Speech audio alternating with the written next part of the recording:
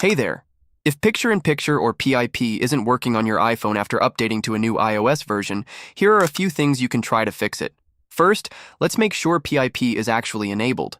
Go into your settings, scroll down and tap on General, then choose Picture-in-Picture. Make sure the toggle next to Start PiP automatically is switched on. Next, check if restrictions are blocking it. Go to Settings, then Screen Time, and tap on Content and Privacy Restrictions. If that's turned on, go ahead and switch it off. If PiP still isn't working, try this. Go back into Settings, scroll down to General, then tap Transfer or Reset iPhone and select Reset All Settings. This won't delete your data, but it will reset system settings. Once done, test PiP again.